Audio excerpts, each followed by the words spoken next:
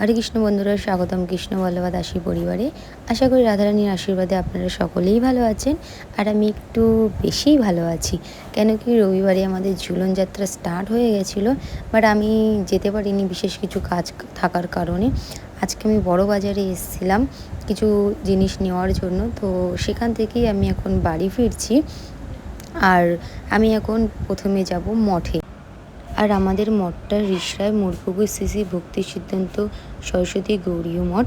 তো আমি মঠে গিয়ে সব কিছুই আপনাদেরকে দর্শন করাবো, আর আপনারাও দর্শন করুন আর ভগবানের কৃপা লাভ করুন। আর আমি অ্যাড্রেসটা বলে দিয়েছি, আপনারা সকলেই এসে মঠে ভগবানের দর্শন করবেন। আর আমি ট্রেনের অপেক্ষা করতে করতে ট্রেন চলে এসছে, আর এখানে দেখুন তুমুল ঝগড়া হচ্ছে, ঠিক আছে। আর এই যে ফাইনালি আমি এখন নেমে গেছি। আর আমাদের মঠের বাইরের যে ডেকোরেশন করেছে এত সুন্দর, অপূর্ব। চলুন ভিতরে যাই, গিয়ে আপনাদের সমস্ত কিছু দর্শন করাই। হরি বল।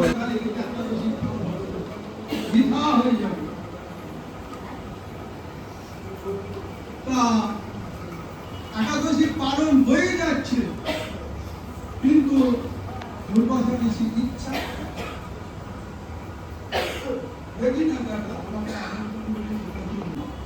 পালনের আর সময় একদম নেই। যখন ব্রাহ্মণদের বৈষ্ণবদের সকলের কাছে বিধান চাইছি যে আমি একাদশী হরে কৃষ্ণ।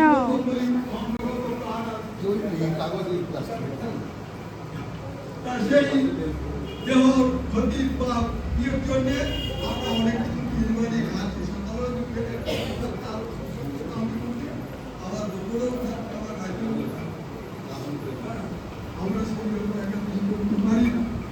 অম্বরীশ মহারাজ নির্জন, তখন ব্রাহ্মণেরা বৈষ্ণবরা সকলে অম্বরীশ মহারাজকে বিধান দিল যে আপনি তো নির্জন পুষ্কর, মানে যেটা আমি খাইনি সেটা খেলেই পাবো।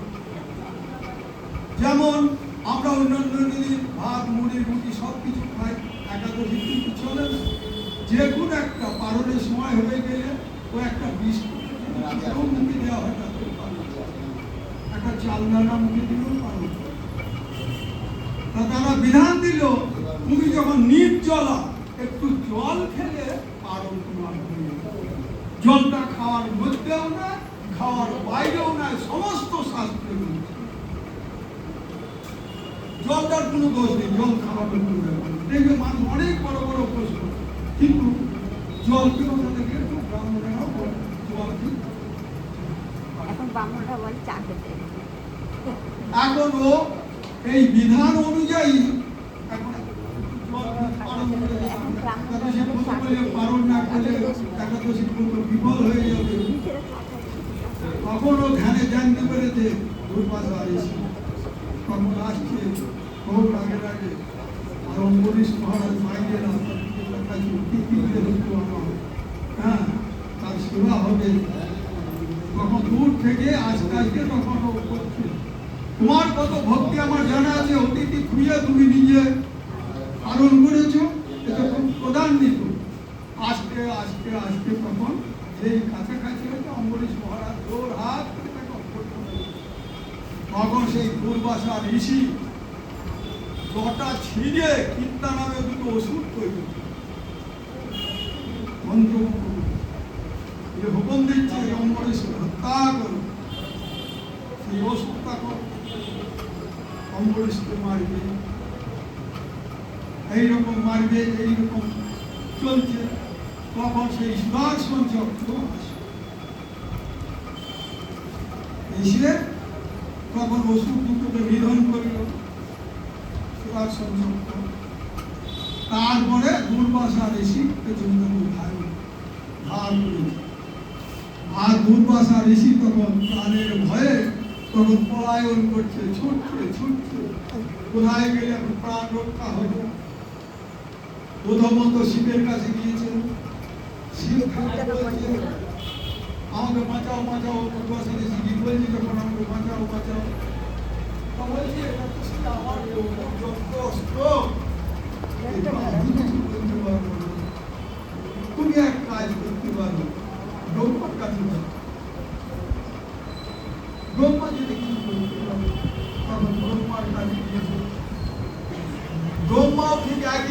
বলছে যে আমার প্রভুর অস্ত্র, আমি এটা তবে তুমি, আমি একটা সহজ প্ল্যান দিচ্ছি, যার অস্ত্র তুমি তার কাছে ভগবানের কাছে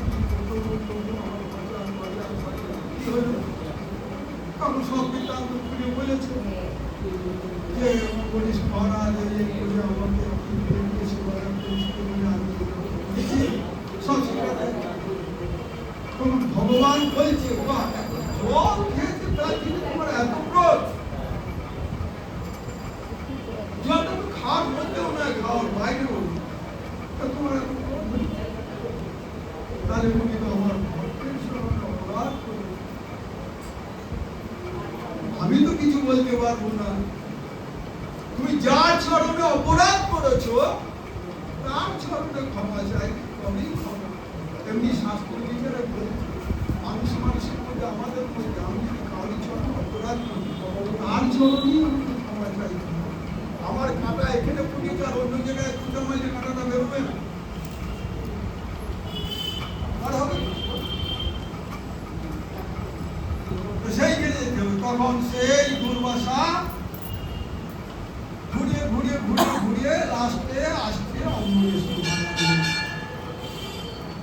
আর অম্বরীশ মহারাজ কখনো না খেয়ে সেই রাস্তায় অম্বরীশ মহারাজ, তখন অম্বরীশ মহারাজের চরণে হাজার করে আমার ভগবান ঘুরে দিলেন। আমি এখানে আসলাম না পঞ্চায়েত